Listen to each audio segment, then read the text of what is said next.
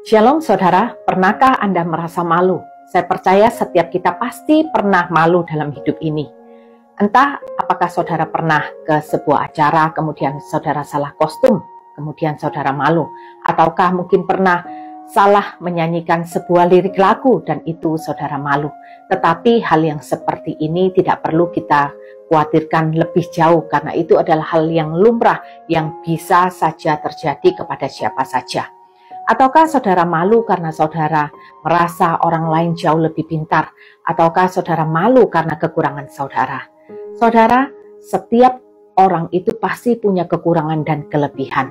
Kehidupan kita tidak perlu dibandingkan dengan kehidupan orang lain, karena setiap kita punya kehidupan yang unik di hadapan Tuhan, dan hidup itu bukan untuk dibandingkan tetapi untuk disyukuri.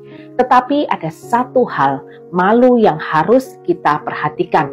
Kita belajar dari seorang Daniel di dalam kitab Daniel pasal ke-9 ayat yang ke-8, di mana Daniel berkata, "Ya Tuhan, kami, raja-raja kami, pemimpin-pemimpin kami, dan bapak-bapak kami patutlah malu, sebab kami telah berbuat dosa terhadap Engkau."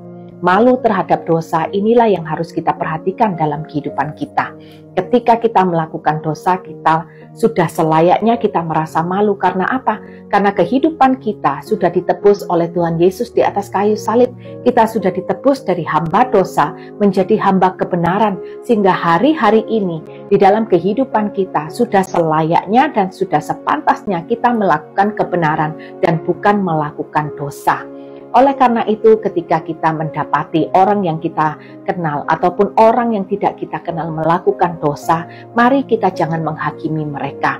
Karena kita pun juga adalah orang-orang yang bisa melakukan kesalahan-kesalahan di dalam kehidupan kita. Bahkan kita bisa saja melakukan, sudah tahu hal itu dosa, masih bisa kita lakukan. Hendaknya kita juga malu jika kita menjadi orang yang seperti itu.